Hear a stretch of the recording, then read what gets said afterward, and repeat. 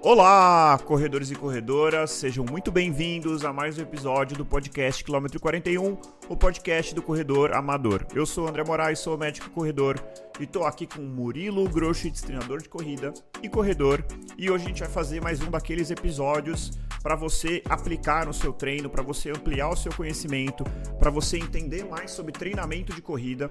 Vamos falar sobre treino com ritmo de prova. Então vamos mais uma vez explorar todo o conhecimento do Murilo aqui. Vamos trazer um episódio bastante informativo. Tudo bem, Murilo?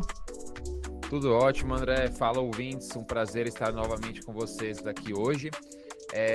O tema, volume, já ia falar volume de treinamento foi anterior. Treino com ritmo de prova, André. Ele é bem bacana porque, assim, eu vejo na prática, ou as pessoas nunca fizeram um treino com ritmo de prova, ou as pessoas tentam, em todo treino longo, por exemplo, correr no ritmo da prova-alvo delas, né? Então é o maratonista que tem ali como meta correr a maratona com pace de 5, tenta fazer quase todos os seus treinos longos no pace de 5. A pessoa que está treinando para os seus primeiros 10K, de repente, para fazer em 1 hora, tenta em todo treino longo fazer os 10K para 1 hora, e quando tá chegando perto fala, nossa, que maravilha, tô chegando lá, ou de repente começa a performar pior, porque começa a se fadigar demais.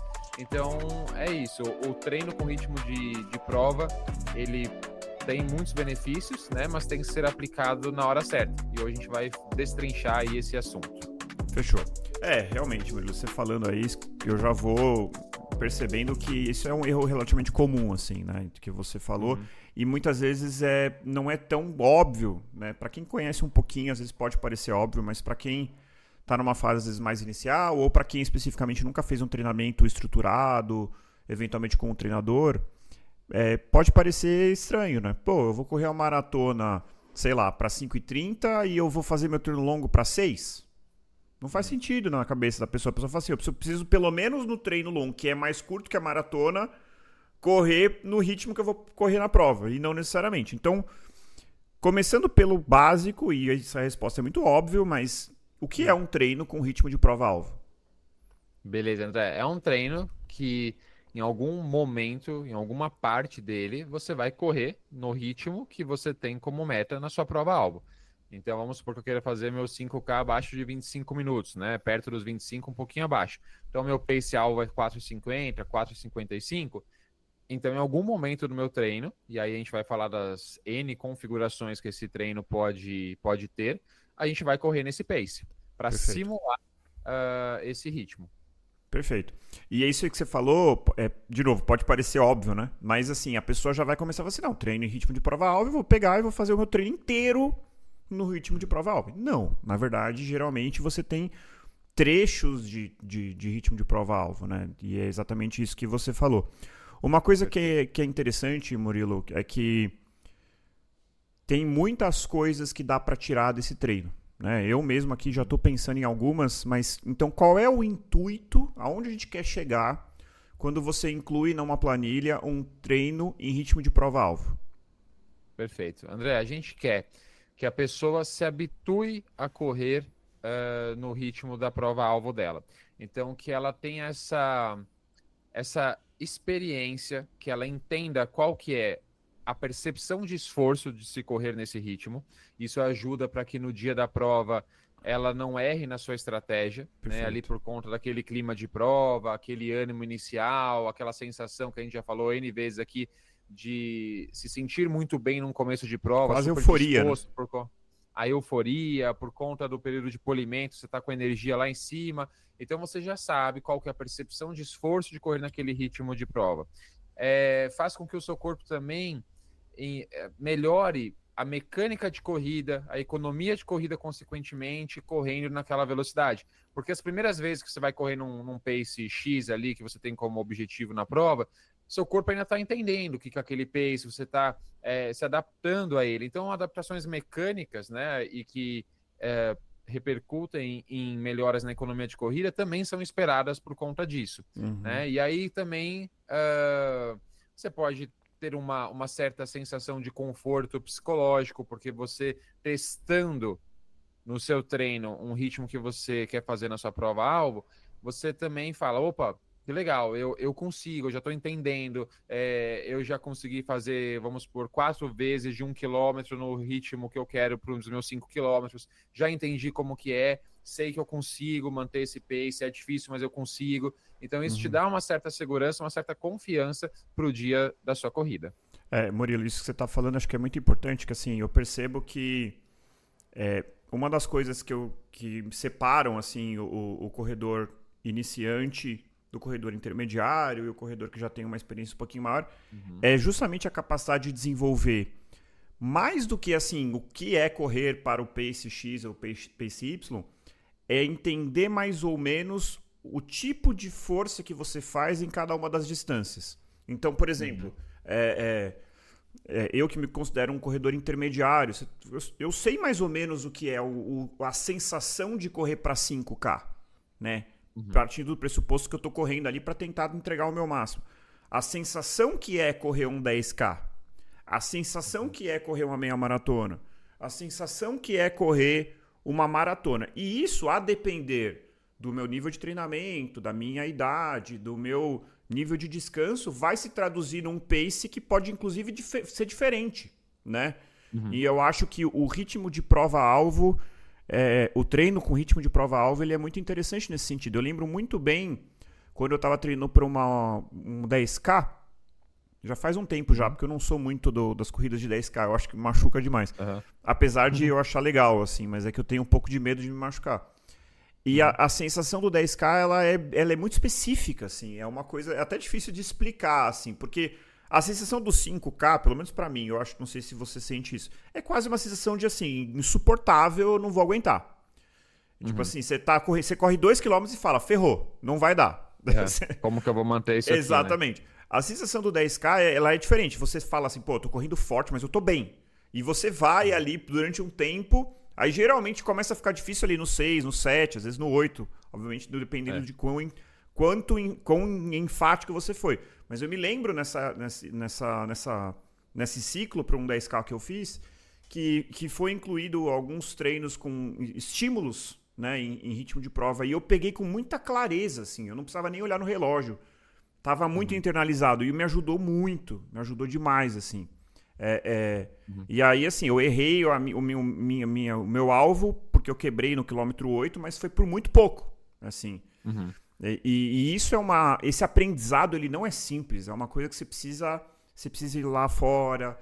Se você fizer isso uma vez, eu tenho certeza, vai ser pouco, porque cada dia você tá descansado de um jeito, dormiu de um jeito.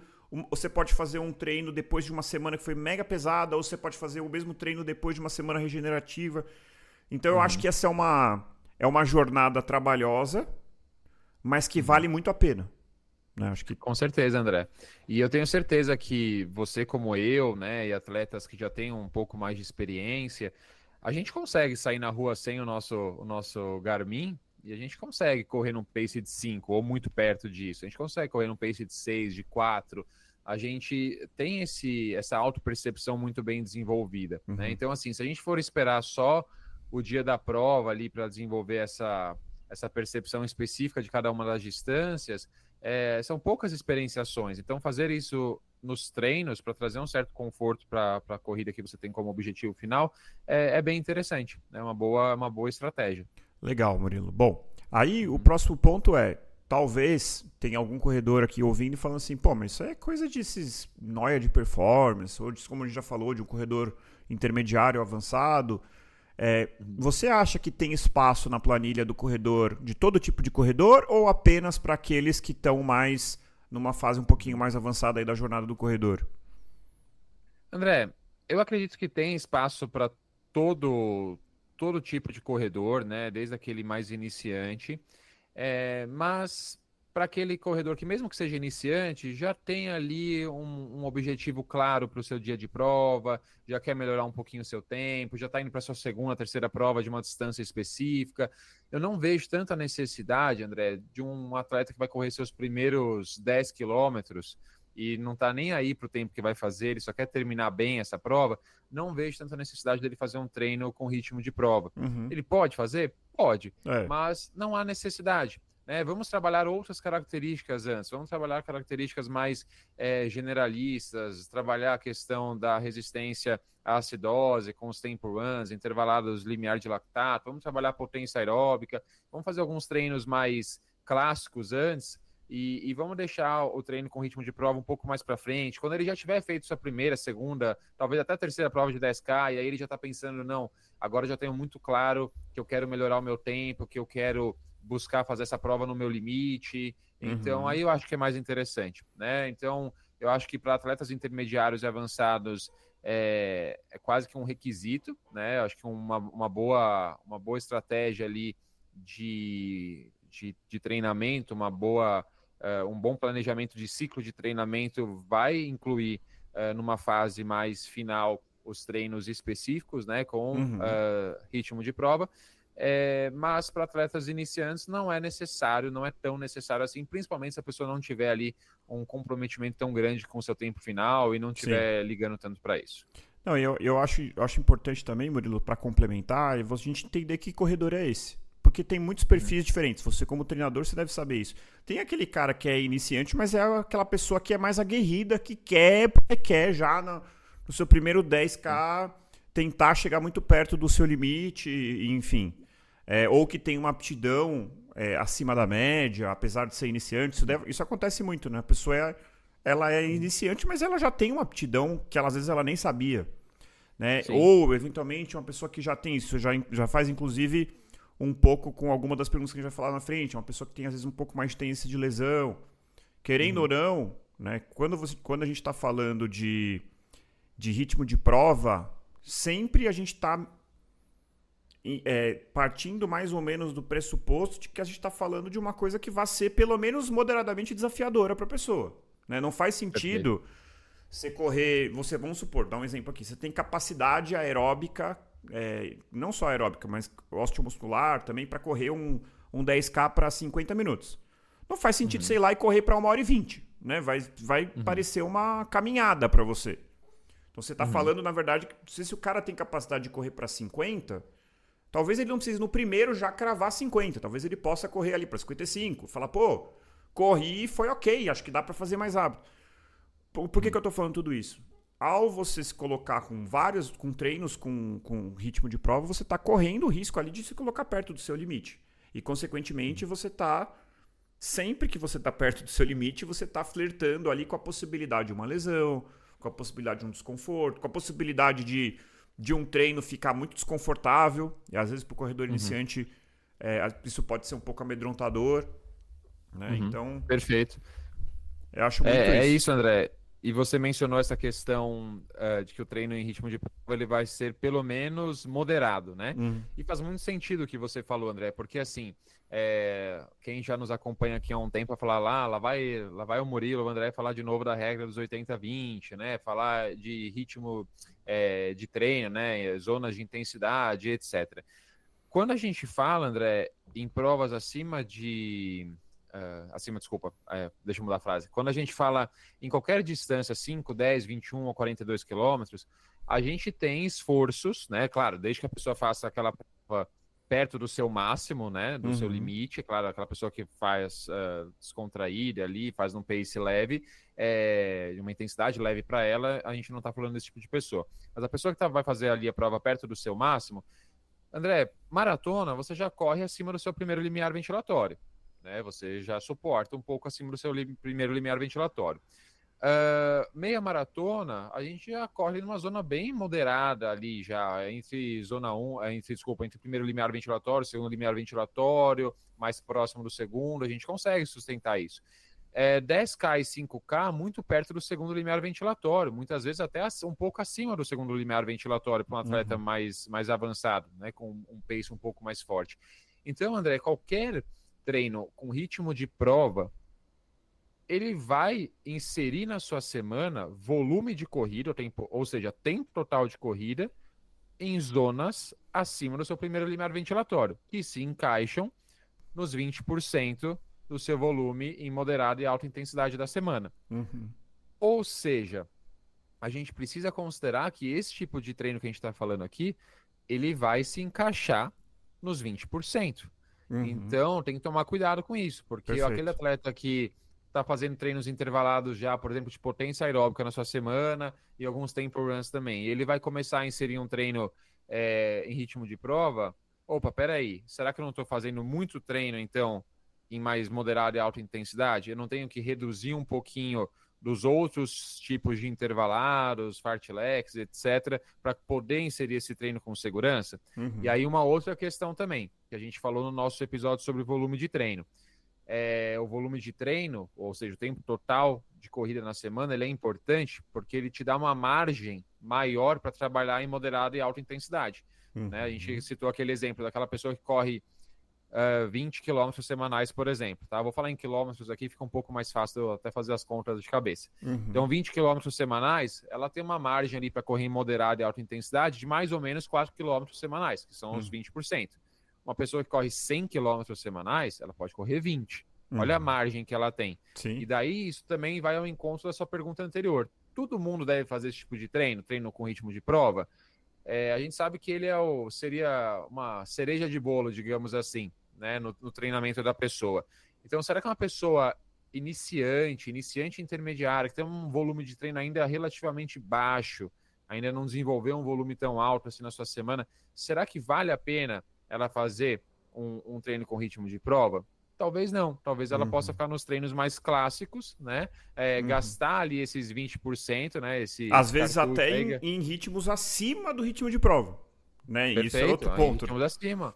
Exato, em treinos com ritmo acima do ritmo de prova, gasta essa munição aí com esses outros tipos de treino e deixa esse treino específico aí em ritmo de corrida-alvo mais para frente, para uma outra vez, né? Quando ela já tiver mais experiente, tiver um volume maior na semana, daí a gente pode pensar nisso. Muito bom, Murilo. Bom, aí, acho que tem uma pergunta aqui que a gente meio que já respondeu, até vou passar ela para frente, que é quais são os cuidados que a gente deve tomar? Acho que a gente já pincelou aqui. Então, é risco de lesão, é você desperdiçar os seus créditos de moderada e alta intensidade, tudo com isso e deixar de fazer as outras coisas.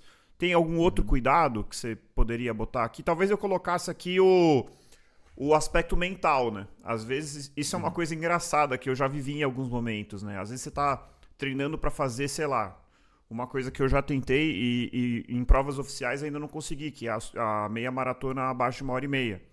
Às vezes você coloca lá um treino com ritmo de prova e você fala, cara, meu Deus do céu, como é que eu vou correr 21 para 4h15, né? E você fica naquele...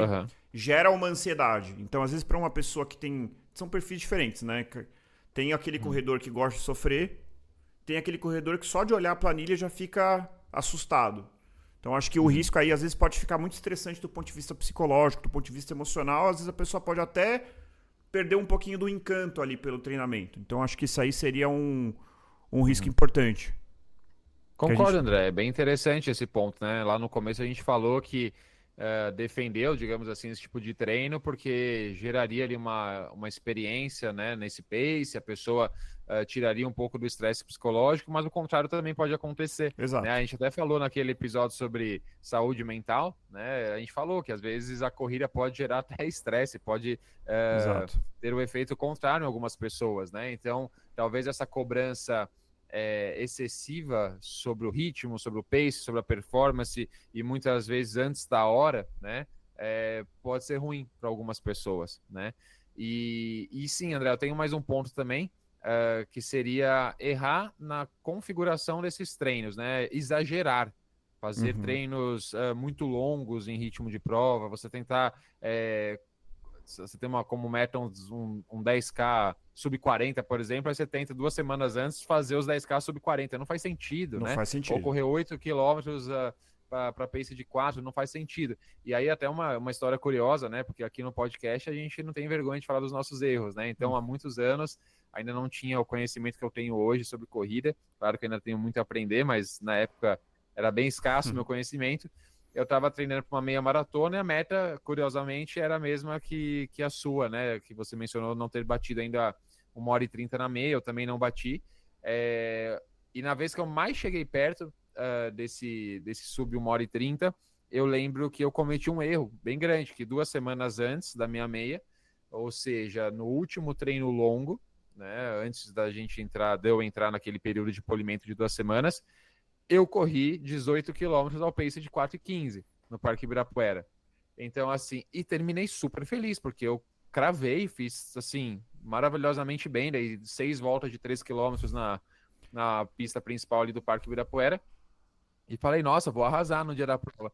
E no dia da prova, acho que no 14º, 15º, eu quebrei. Você queimou a largada, literalmente.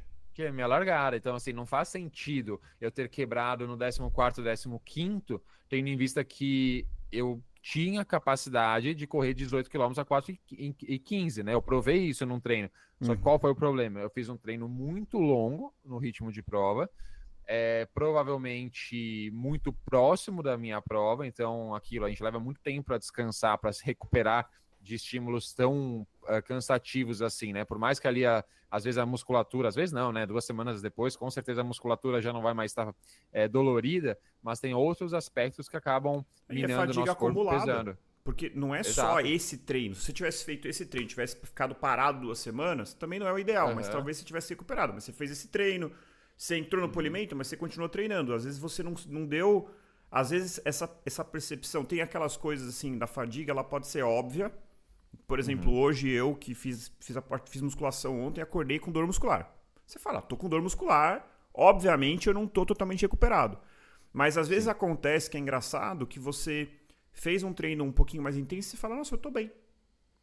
Aí você vai correr, quando chega no quilômetro 5, você fala, nossa, minha frequência cardíaca tá um pouquinho mais alta. Tô sofrendo aqui para correr num pace que normalmente para mim é mais tranquilo. O que será que tá acontecendo? Fadiga acumulada, e isso às vezes passa despercebido, né? E isso às vezes pode botar uma minhoca na cabeça, especialmente para provas mais longas, aquela coisa da maratona, você fala assim, nossa, tá tão difícil, eu ainda tô no quilômetro 15, tá tão difícil, ainda falta uma meia maratona, né? Sendo que, não quero causar o terror aqui pros nossos ouvintes, mas o normal da maratona é você passar a meia e falar, nossa, eu tô muito bem. Isso é o normal. Sim. Se você estiver fazendo o treinamento certo, a estratégia certa, é você passar na meia e falar, tá tudo bem. Por enquanto tá tudo bem. A coisa vai apertar lá no 30. Então, assim... Se você passar na meia já com a perna pesada, uma sensação de esforço já muito alto, provavelmente, Exatamente. com quase 100% de certeza, você vai quebrar nessa prova. Exatamente. Achar no 28º, 30º quilômetro, seu pace vai começar a cair drasticamente. Exatamente. Boa.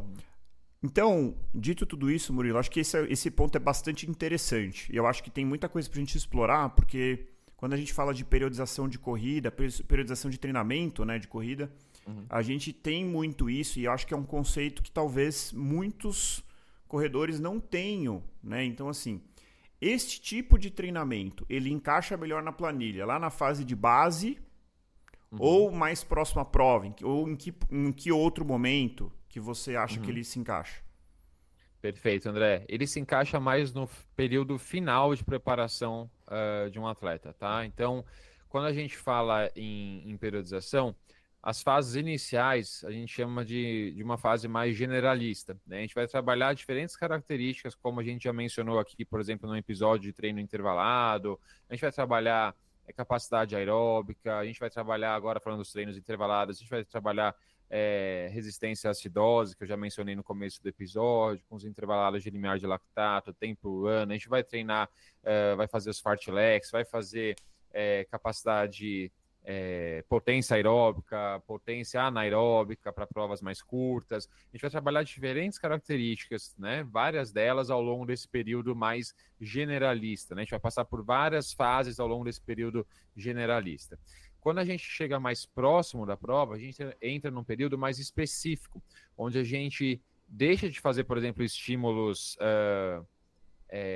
mais acima do segundo limiar ventilatório, né, muito próximos do segundo limiar algumas vezes, e a gente começa a ser mais específico naquilo que a gente tem como objetivo para a prova. E daí que entra, em muitos casos, nos atletas que isso faz sentido, entram os treinos em ritmo de prova. Então a gente fala em mais ou menos 4 a 8 semanas no máximo, caso seja um ciclo mais longo, de 5, 6 meses, dependendo da prova.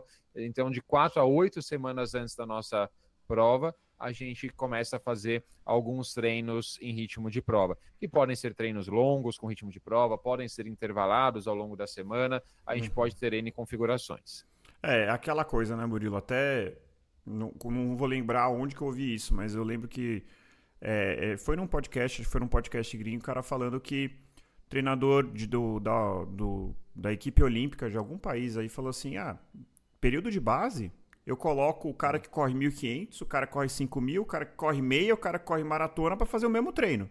Vai fazer tiro na rampa, vai fazer salto, vai fazer tiro de 400, e você fala assim, nossa, mas não faz o menor sentido. O cara vai correr maratona e tá fazendo tiro de 200 metros na rampa. Ele tá estimulando ali a adaptação neuromuscular, tá até a parte anaeróbica, que lá na frente vai pegar, não vai fazer o menor sentido, mas aí quando você pega na fase de treinamento específico, o cara dos 100 metros está fazendo outras coisas e o maratonista está fazendo treino longo e tudo mais. Então, acho que isso é um ponto importante, né? Porque a pior coisa que pode acontecer é alguém falar, então ótimo, então eu quero correr uma maratona ano que vem, eu vou começar a fazer treinos no ritmo da maratona que eu vou correr ano que vem, né?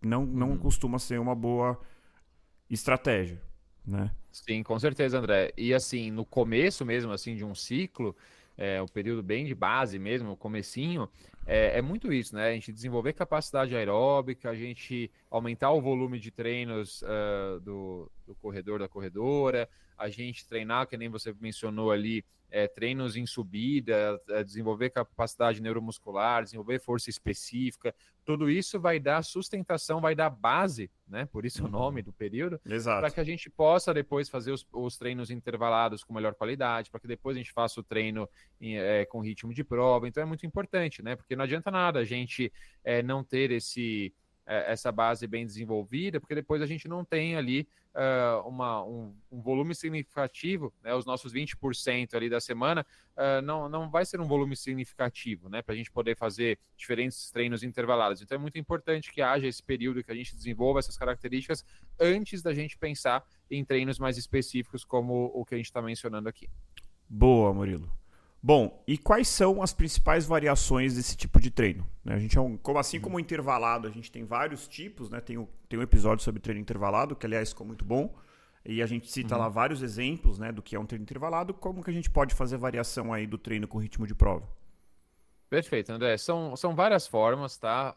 Basicamente, a gente pode fazer um treino longo, tá? Um treino longo que no meio do treino longo, por exemplo, a gente vai lá e faz um bloco no ritmo da nossa prova-alvo. Então, por exemplo, eu estou treinando para uma maratona. Então, eu tenho um treino ali, vamos supor aqui, de 24 quilômetros para fazer, que geralmente eu faria na minha baixa intensidade, né? Seria um treino usual longo. Mas ao invés de fazer dessa forma, eu faço, por exemplo, 7 quilômetros iniciais e 7 quilômetros finais no ritmo tranquilo. E os 10 quilômetros centrais do meu treino eu faço no ritmo que eu tenho como meta para minha maratona, tá? Então esse seria um exemplo clássico de um treino longo com bloco. Isso, treino longo blocado, né? O clássico treino longo blocado. Perfeito. Eu posso também fazer um fartlek, então eu posso, por exemplo, manter a corrida durante todo o tempo, mas eu posso ter vários momentos em que eu faço o ritmo da minha prova, né? Então, pode ser, por exemplo, no exemplo do maratonista, eu posso fazer ao longo do meu treino longo, né? Então, ao longo do meu treino longo foi esquisito. Então, ao decorrer do meu treino longo, eu posso fazer blocos, por exemplo, de 2 quilômetros no ritmo da maratona, alternados por 1 quilômetro leve, por exemplo. Posso fazer isso 5, 6 vezes ao longo do meu trajeto, tá? Então é um outro exemplo também. Então eu posso, por exemplo, usar essa estratégia do fartlek inicialmente, depois migrar para o blocado, depois eu migro para um bloco central com uma maior duração, para que o atleta tenha essa adaptação. Então isso é interessante, assim, a gente tem N configurações, sempre a gente vai correr no ritmo da nossa prova, obviamente, mas a gente vai variar a duração do estímulo nesse ritmo específico e vai mudar também a nossa recuperação. Então, por isso que eu falei, a gente faz o fartlek, vai aumentando a duração, a permanência no ritmo específico e até chegar num bloco único, por exemplo, tá? A gente pode usar também treinos intervalados. Então, assim, num atleta que tem como meta uma prova de mais alta intensidade, como, por exemplo, os 5, os 10 quilômetros, talvez seja muito desgastante eu fazer, por exemplo, para o cara que vai fazer 5 quilômetros, fazer, olha, eu quero que você faça um treino 4 quilômetros no seu ritmo de prova específica. Não faz muito sentido. Então, vamos fazer um intervalado aqui. Então, vamos fazer, por exemplo, 4 blocos de 1 quilômetro, com 1 minuto de intervalo, trotando leve. Aí seria um fartlek, mas pode ser uma caminhada acelerada, por exemplo, para depois a gente conseguir migrar, de repente, para 2 blocos de 2 quilômetros. Pode ser uma estratégia interessante. Para os 10K, a mesma coisa. Vamos pensar aqui em 5 blocos de 1.000, em 4 blocos de 1 milha. A gente pode pensar em N configurações. Então, a gente tem o fartlek, a gente tem o treino longo blocado, a gente tem os intervalados. A gente pode também, André, de alguma forma, simular a estratégia de prova, por que não? Então, se a gente quer fazer uma progressiva, então o atleta que vai fazer uns 10K, ele quer fazer a prova 4-4-2, então 4 quilômetros iniciais, num pace moderado, depois moderado forte mais 4, e os últimos 2 quilômetros finais ele quer entregar o máximo de si. A gente pode fazer isso também, a gente pode fazer uma estratégia, ou uma simulação de estratégia de prova num treino longo dele, por exemplo, um treino de final de semana. Obviamente que não na mesma distância, mas a gente pode pegar o mesmo ritmo que ele quer fazer na prova e fazer, por exemplo, um 3-3-1, por exemplo, então ele vai fazer 7 quilômetros nesses paces que ele tem como meta. Seria uma outra forma interessante da gente configurar um treino com ritmo de prova. O que eu acho interessante, Murilo, ouvindo você falar, tava pensando sobre isso, assim, fica nítido, né, que não é algo tão simples e que não dá pra gente querer replicar. A gente já falou dos riscos, né? Mas assim, eu fico imaginando alguém ouvindo e falando assim, ótimo, gostei da ideia. Não é tão simples, né? O cálculo ali da carga de treinamento, a periodização tem que ser muito bem feita. Então, quando a gente está falando de treinos como esse, principalmente quanto mais perto do seu limite você está querendo fazer essa prova, maior é o risco que você vai ter.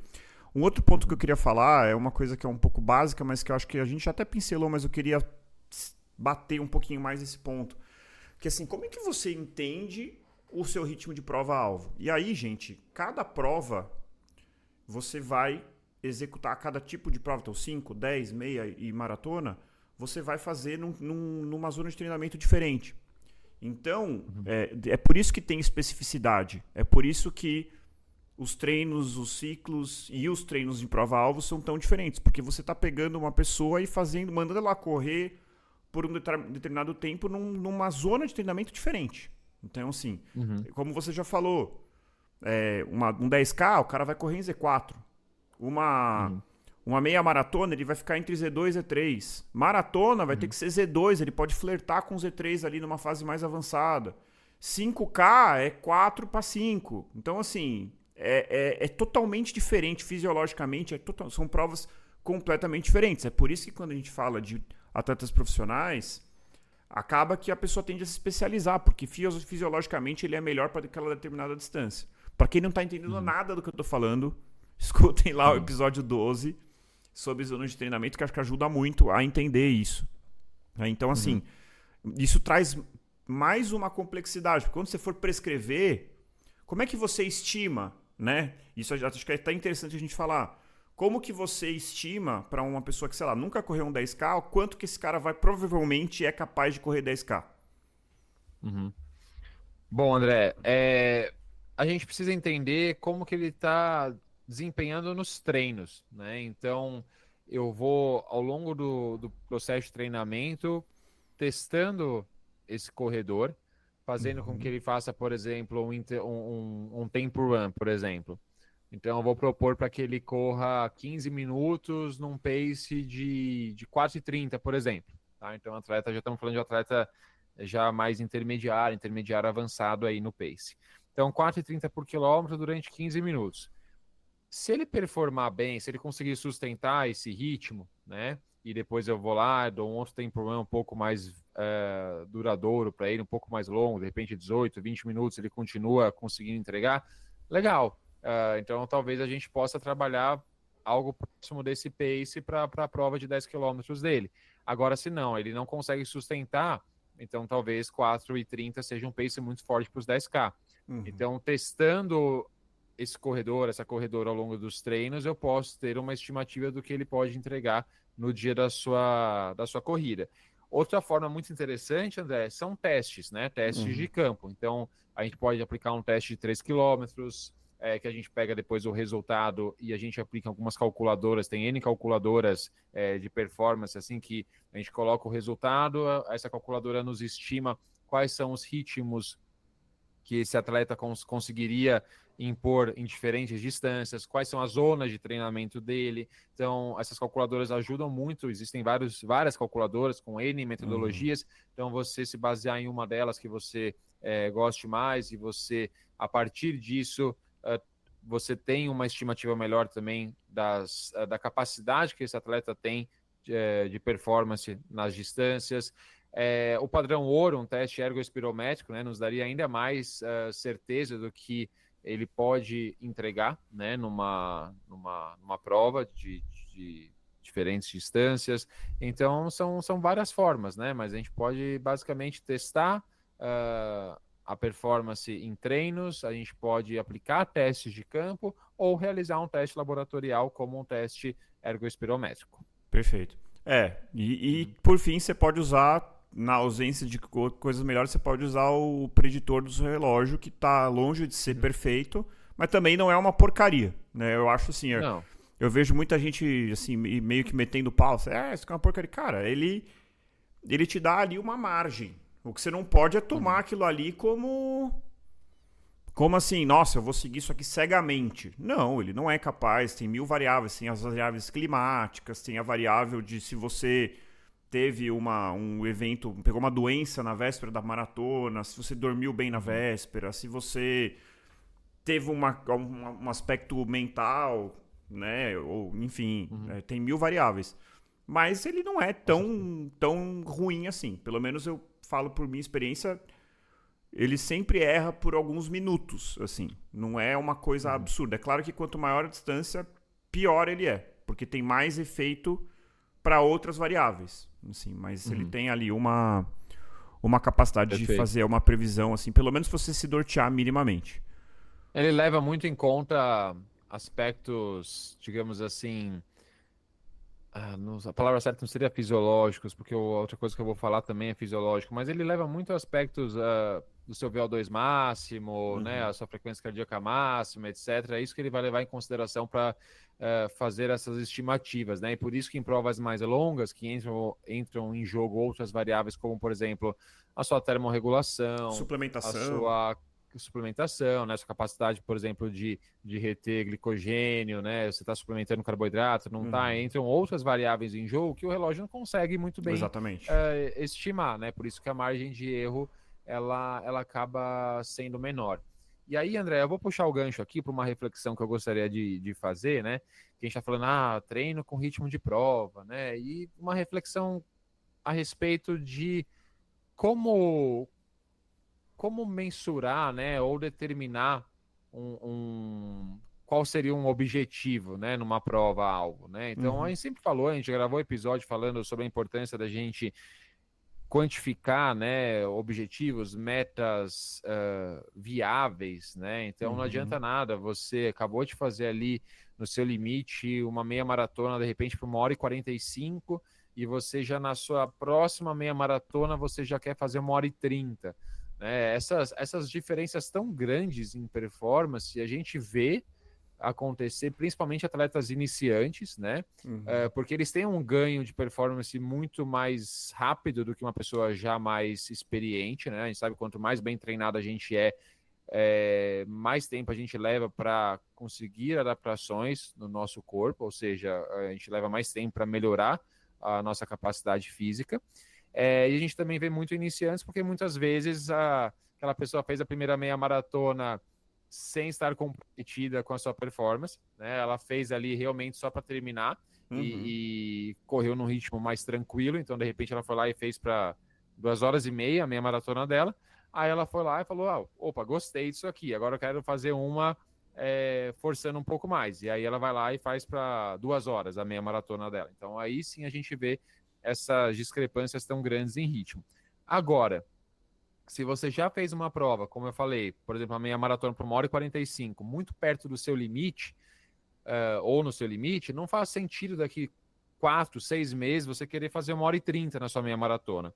Pode ser que esse seja um objetivo muito ousado. Você leve, pode ser que você consiga, mas pode ser que você leve mais tempo para chegar nessa 1h30. Exato. Né? Então, coloque objetivos mais realistas, né? Que façam com que a chance de você alcançar esse objetivo seja maior. E um outro cuidado muito importante aqui, André, é o seguinte: para a gente quantificar ritmos de treino, vamos supor que a metodologia que esteja sendo utilizada seja a mensuração de zonas de intensidade a partir de resultados em provas, tá? Que acaba sendo uma forma bem usual, né? E bem prática de ser realizada no dia a dia. Então não adianta nada você usar para quantificar a sua zona de treinamento, e daí, por exemplo, entra em jogo para quantificar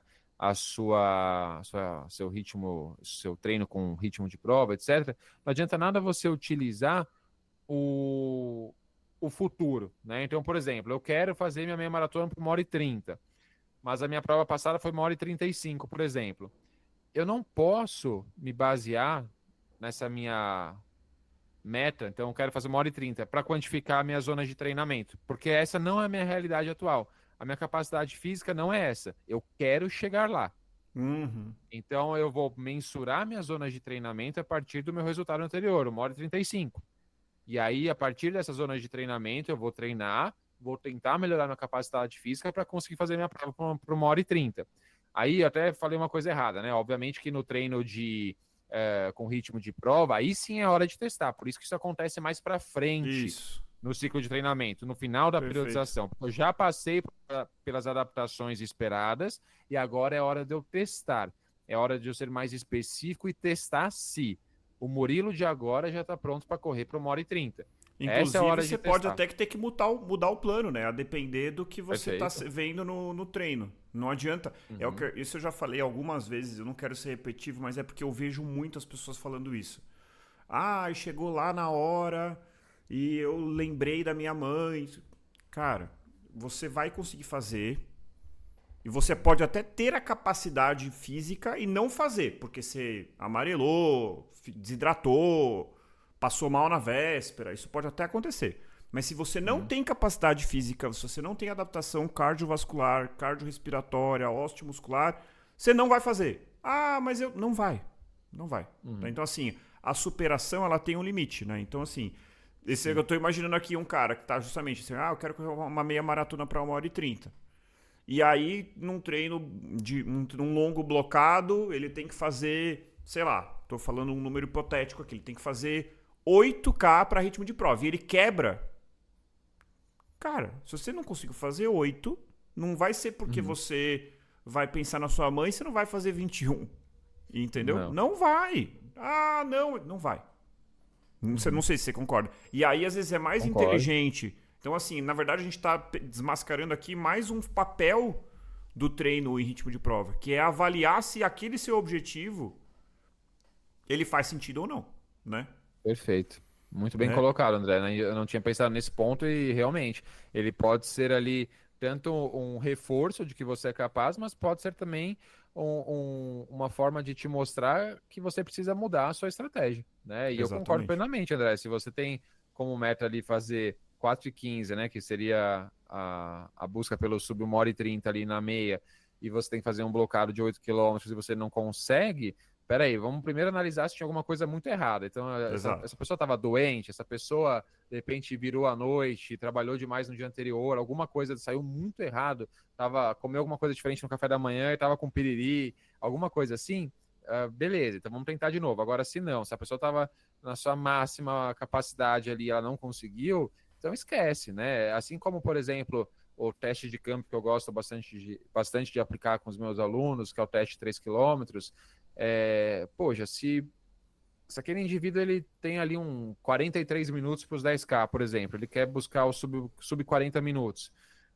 e faltando um mês para a prova, eu aplico um teste de 3 km e ele entrega, de repente, 12,20, por exemplo, dá um pace de 4,7, poxa, então Não vai rolar. talvez não vai Não, rolar, não vai rolar. entendeu? Não A vai gente tem rolar. um mês pela frente, Não e vai nesse rolar. um mês, A não uma ser que o semana cara. é polimento. Eu vou cravar aqui que não vai rolar. A não ser que o cara ou não tenha entregado tudo no teste de 3 km.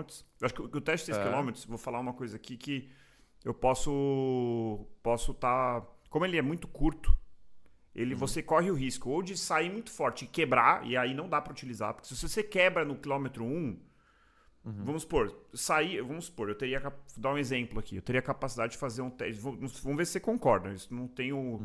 É uma impressão que eu tenho, uma opinião, né? E aí você pode me dizer como treinador se eu tô falando besteira ou não. Vou fazer meu teste de 3 km. Aí eu tinha um teste de 3 km que eu tinha feito, sei lá, para 3,50 de ritmo médio, né? 3,50 minutos por quilômetro. E aí eu falo, não, eu tô muito bem, hoje eu vou fazer o melhor teste de 3 km da minha vida. Aí eu faço o primeiro para 3,20. E aí no segundo eu quebro e faço para 5 e 5,30. Você concorda que esse teste de 3 km tem que ser jogado no lixo? Sim, ele é inválido, né? Para a gente ter um teste fidedigno, que a gente possa utilizar ele como base, né? Para quantificar ritmo de treino, né? Zonas de intensidade, ou estimar ritmos de diferentes distâncias de corrida, a gente precisa que ele seja o mais constante possível, né? E por isso também que é um teste que exige muita experiência, né? Sim. Do atleta.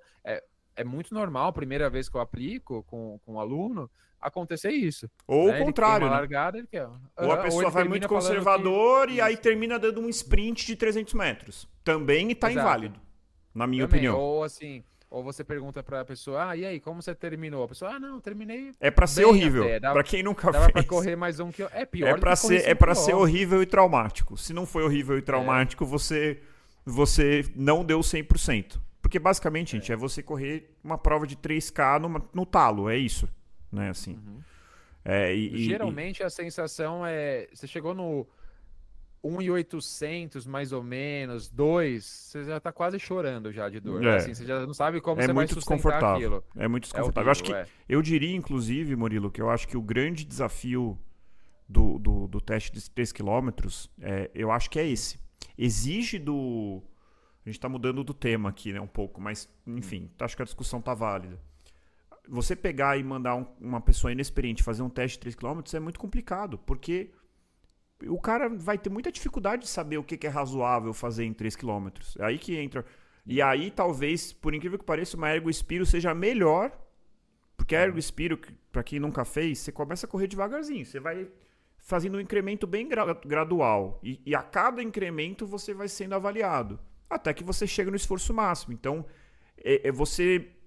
Mesmo que você não entenda nada, alguém vai estar te guiando. Vou aumentar um pouquinho aqui, vou aumentar um pouquinho aqui. Geralmente a cada 2 minutos vai aumentando. Não é você que se preocupa com o aumento do ritmo. Exatamente. Você só tem que correr numa esteira, num ritmo que alguém determinou para você. Então eu acho que tem outros fatores. Por que a ergospirometria, um dos fatores que fazem ela ser o padrão ouro? Obviamente não é o único e nem é o principal. O principal é porque você mede de verdade o VO2 daquele paciente e tudo mais, né? Não só o VO2, frequência cardíaca, tudo, ritmo, enfim. Mas eu acho que esse fator de você pegar um cara que não sabe é diferente você chegar e pegar um corredor profissional, pega lá o Ingebrigtsen e fala assim, cara, faz aí um teste de 3 km. Ele vai escravar o talo dele, se ele vai errar por 1 segundo para baixo, para cima. Aí você pode extrapolar muito bem aquilo. Agora, um cara iniciante, ele não vai. E todos os testes de 3 km que eu fiz, eu fiquei na dúvida se eu dei tudo, se eu não dei, se eu forcei demais no começo.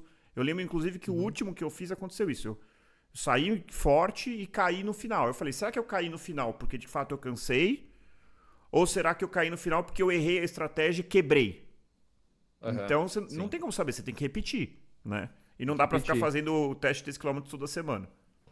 Sim, e mesmo a gente tendo fugido um pouquinho do tema, falando agora do teste, mas essa análise ela é replicável pro tema desse episódio, né, André? É a experiência, né?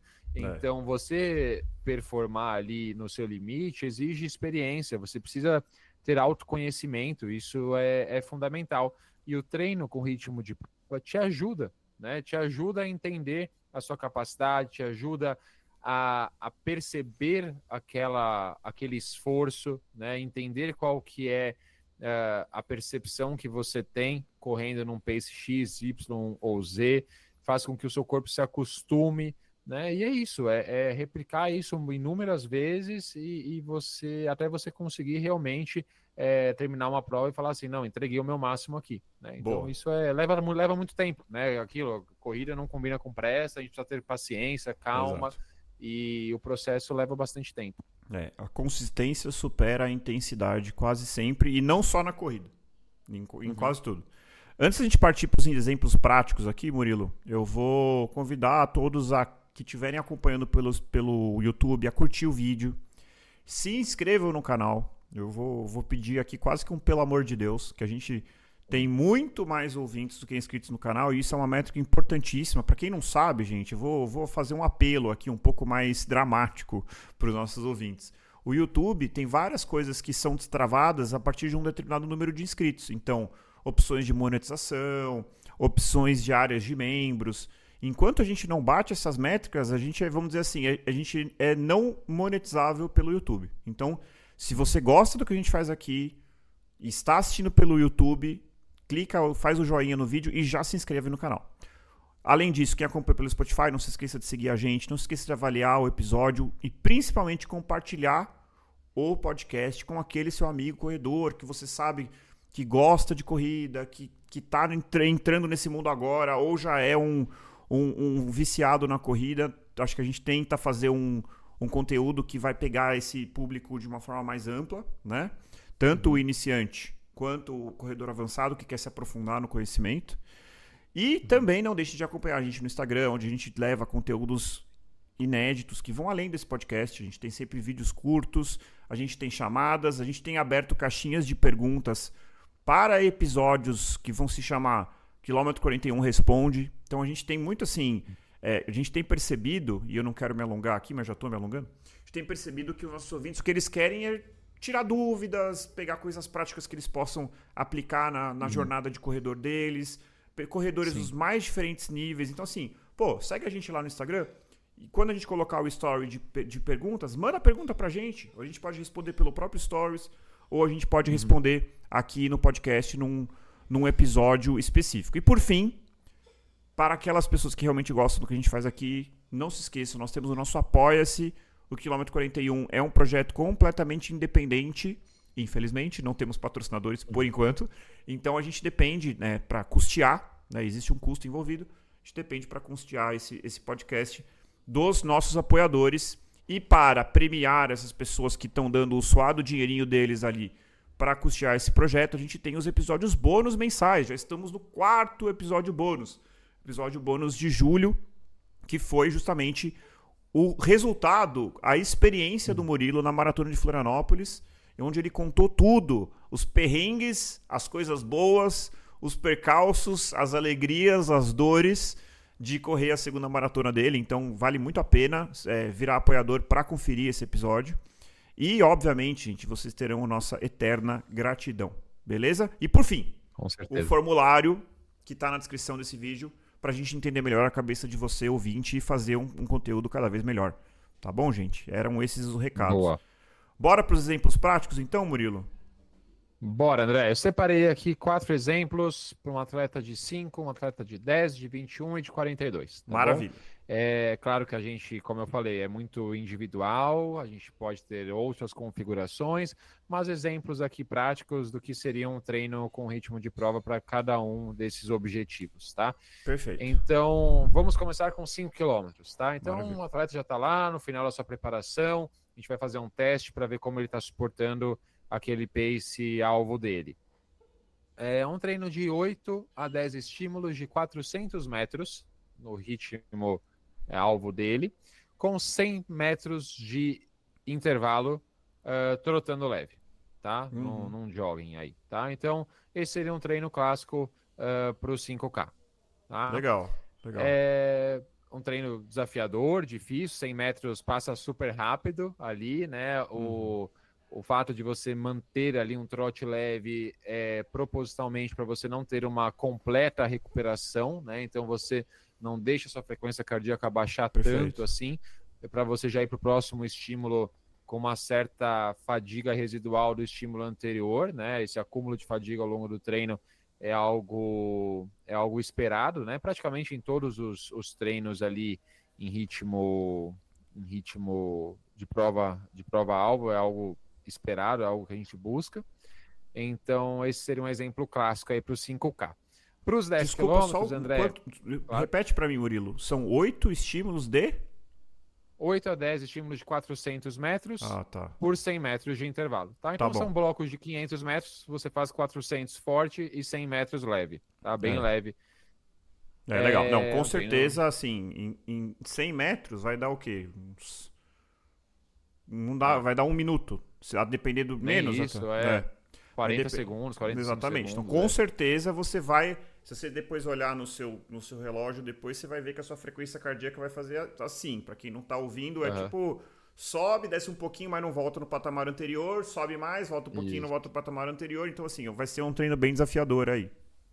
E se a gente traçar uma curva reta ali de frequência cardíaca, ela é ascendente, né? Ao longo do treino, é esperado que a sua frequência cardíaca vá subindo ao longo dos estímulos. Então, se no primeiro você fez a 150 batimentos por minuto, nos últimos você está correndo a 170, 180 tranquilamente. Né? Se você fizer 10 estímulos, você vai fazer 4 quilômetros e você perceber que a sua frequência está flat... Cara, fique confiante porque você está indo aí com uma grande chance de fazer cravar ali o seu RP, talvez até se superar, né? Não sei se o Murilo concorda. Sim, é isso, com certeza. Perfeito. Maravilha. Vamos pro próximo. Boa. E a gente tá... Eu ia citar mais uma coisa aqui que eu ia... Não, esquece. Bola para frente. 10 quilômetros. 10 quilômetros, um treino clássico seriam 5 vezes de 1,5 km ou até 1 milha, dá 1,6 km, com pace alvo e 1 minuto de intervalo. Né? Então, esse eu já fiz. Mais de intervalo. É um treino pancada, puxado, né? Bem desconfortável. Né? O que nos mostra, né, André? Agora, só puxando um gancho também, fora do tema, mas curiosidade, o quanto o período de polimento é importante, né? Porque quando a gente faz um treino desse ali, faltando de repente 1 mês para sua prova de 10 quilômetros, você fala, meu Deus, como que eu vou aguentar esse ritmo? Eu acabei de fazer 1,5 km, 1 milha para esse pace, como que eu vou aguentar isso durante os 10 quilômetros? E aí que vem a mágica do período de polimento, né? Por isso que é muito importante e fica a dica aí, né? O conselho, né? Não se desespere com esses treinos, porque eles são puxados, mas o período de polimento está aí exatamente para fazer com que você chegue no seu pico de treinamento de performance no dia da sua corrida. Perfeito, mas eu me lembro perfeitamente de um treino, não sei se é exatamente isso, mas foi muito parecido com esse que eu fiz perto do meu último 10K, que já faz um tempo. E eu lembro que eu falei, putz, cara, vai ser difícil. E eu me lembro que assim... Foi muito difícil o treino com ritmo prova-alvo, mas no dia da prova, até o quilômetro 5, eu tava assim, nossa, vou arrebentar. E no final eu quebrei no quilômetro... Eu quebrei no 7, mais ou menos, aí caí um montão, aí no nono, sei lá, deu falta só 1 quilômetro, vai dar, esvazia o tanque, mas não consegui bater, eu acho que foi 40 e 40 segundos, alguma coisa assim. Então, assim... Eu senti exatamente isso. Eu senti que o treino foi muito foda. E aí eu melhorei. O polimento fez diferença, mas ainda faltou um pouquinho. Entendeu? Mas isso não é necessariamente uma derrota. Isso que é um ponto, assim. Não é que tá errado. Porque você não tem... isso é outro ponto, né, Murilo? Não dá pra pessoa também achar, por melhor que seja o treinador, por mais consciência que ele tenha, que ele vai cravar exatamente o quanto que ele vai fazer no dia, entendeu? Tem 1000 variáveis ali, né? E às vezes você não sabe quanto que você vai se recuperar no polimento, quão bom vai ser seu período de polimento. Então tem que tomar um pouco de cuidado também para não achar que é uma coisa assim de microsegundos também para estimar, né? Isso, excelente. E André, lembrei aqui o que eu ia falar e eu falei bola para frente porque eu tinha esquecido, mas lembrei. Agora puxando ali um gancho para uma coisa que a gente falou lá no começo, né? De quem deve fazer esse treino, né? E talvez atletas, então, intermediários e avançados, porque a gente tem um volume de treino um pouquinho maior. Então, só exemplificando, no treino que eu mencionei aqui para os 5 quilômetros, os 8 a 10 blocos de 400 metros, vamos supor que sejam 10 blocos, dá 4 quilômetros, tá? Isso faz com que, se a gente respeitar a regra dos 80-20, o volume semanal de treino dessa pessoa deve ser de pelo menos 20 quilômetros semanais. Então, talvez para alguém que esteja treinando 3 vezes na semana, correndo 5 quilômetros em cada um dos treinos aproximadamente, tem um volume ali de 15 quilômetros mais ou menos, é um treino muito puxado, é um treino que vai fazer com que essa pessoa extrapole os 20% em moderada e alta intensidade. No caso desse exemplo das 5 vezes aqui uma milha, por exemplo, nos 10K, são 8 quilômetros de parte principal aí de treino, fazendo com que o volume semanal dessa pessoa tenha que ser de pelo menos 40. Então, se pensar que essa pessoa talvez ainda tenha um outro treino intervalado na sua semana, isso faz com que o volume seja ainda maior semanal. Então, não faz sentido um treino desse, aí obviamente que a gente pode mudar a configuração dele, né, para de repente blocos mais curtos, menos, uma quantidade menor de repetições, porque não faz sentido, senão a gente erra aqui na mão, né? A gente exagera no volume em mais alta intensidade. E lembrando que a grande maioria dos corredores correm de 2 a 3 vezes por semana e menos de 30 quilômetros por semana. Isso é um dado que é importante a gente falar. Assim. Eu sei que tem gente que está ouvindo aqui que corre 100, né? Mas assim, a grande maioria dos corredores corre de 2 a 3 vezes por semana e menos de 30 quilômetros. Então, assim, eu diria que assim, a grande maioria está ali entre os 20 e 25, né? E isso não é ruim, isso não é demérito para ninguém. Eu só estou dizendo que é o dado. Então são treinos que muitas vezes não se encaixam por questões matemáticas na vida desse corredor médio. Exatamente. Boa. Vamos em frente. Vamos lá. Meia maratona, André. Treino clássico de meia aí. 3 blocos de 3 quilômetros no pace de meia, com intervalos de 1 quilômetro, tá? Então, vou fazer blocos de 4 quilômetros, 3 quilômetros no pace alvo, 1 quilômetro trotando leve para me recuperar, tá? 3 vezes esse treino. Nunca é fácil, né? Todos que você falou até aí eu achei difícil. Todos são difíceis, todos são bem penosos. Um que é desafiador. Boa, e a maratona? A maratona, André, vou citar o exemplo clássico aqui de um treino blocado, como você usou a expressão, tá? Então, no meio de um treino longo, correr 10 km, por exemplo, no seu pace de maratona, tá? Seria um exemplo bem clássico, tá? Na maratona, André, tem uma outra estratégia que a gente pode utilizar, não só para maratona, para meia também, mas para maratona mais ainda. Uma pessoa já mais experiente, já fez algumas maratonas. A gente precisa de alguma forma. A maratona é muito desgastante, né? Então, um treino blocado desse, ele, por mais que o ritmo de maratona não seja tão intenso assim, pela duração total do seu treino longo, né, e pelo volume de treinos que você tem na semana, o treinamento ele é bem extenuante, né? Ele leva uma fadiga acumulada bem considerável, né?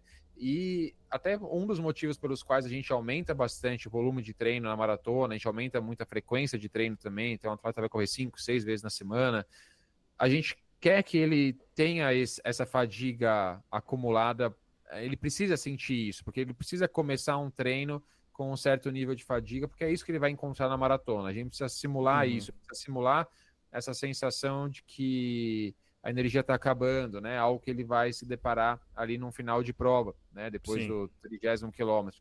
E aí uma estratégia interessante que também vai ao encontro, talvez não seja tão ali treino com ritmo de prova, mas é uma estratégia que a gente utiliza num período mais específico, é a gente inserir uma rodagem pré-treino longo. Então, se o treino longo é no domingo, no sábado, não necessariamente vai ser um day off. Muitas vezes é um dia que você vai fazer uns 50 minutos de rodagem, por exemplo, para que a gente já comece o treino longo do domingo com um certo cansaço, uma certa fadiga remanescente do seu treino do dia anterior. É uma estratégia que pode ser utilizada também.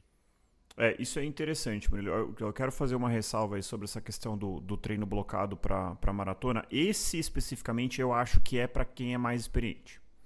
E aí, eu não sei se você vai concordar comigo, mas assim, uma coisa que eu aprendi com duras penas é que quando você está fazendo um treino longo, você já está se desafiando em relação ao volume.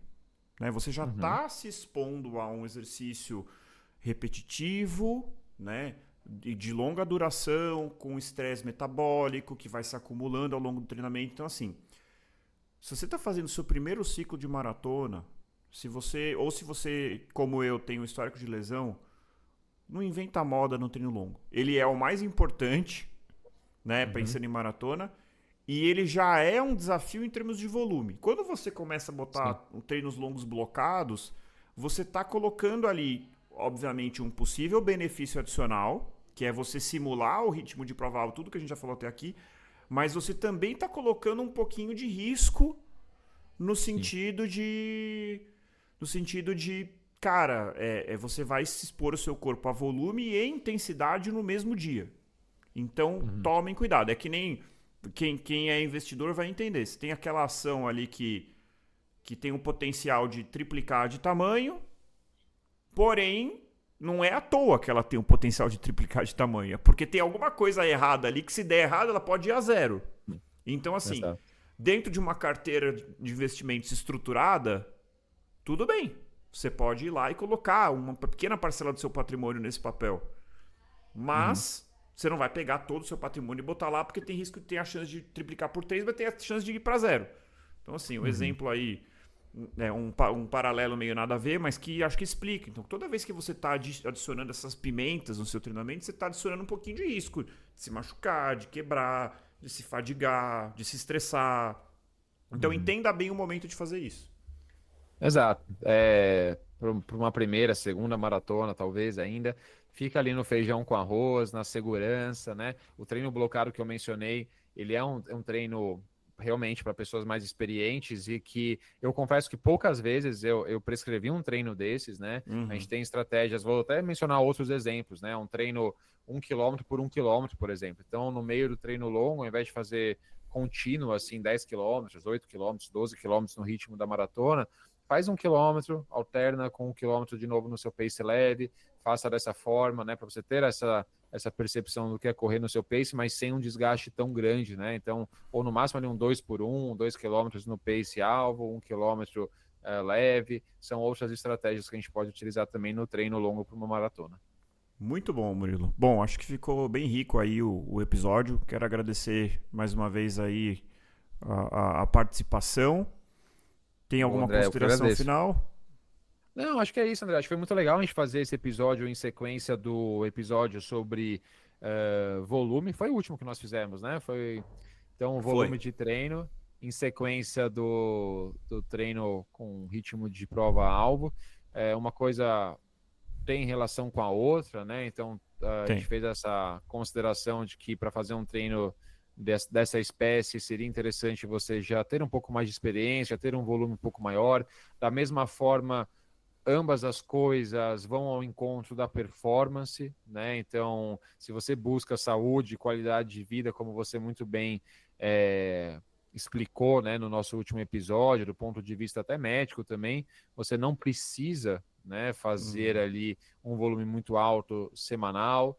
E aí, quando a gente fala de desempenho esportivo, fala de performance, fala em RP, aí a coisa já muda um pouquinho. Você provavelmente já é um cara saudável, você já treina várias vezes na semana, mas está buscando um desempenho melhor. Aí essas estratégias de aumentar volume, de você inserir num período mais específico do treinamento, inserir esses treinos com ritmo alvo, acabam sendo estratégias que vão ao encontro disso, né? Então acho que foi legal a gente fazer um episódio em sequência do outro. Muito bom. Boa, Murilo. Brigadão. Gente, e assim, Obrigado. A gente está fazendo episódios mais específicos sobre treinamento. Se você tem algum ponto, algum treino, alguma coisa que você ouviu falar, vocês querem que a gente fale? Deixa aqui no comentário ou manda direct no Instagram, que a gente vai ter o maior prazer de fazer um episódio só para vocês, beleza? Boa. Então, corredores e corredoras, encontrem o seu motivo para continuar correndo e nos encontramos no próximo quilômetro 41. Até lá! Até!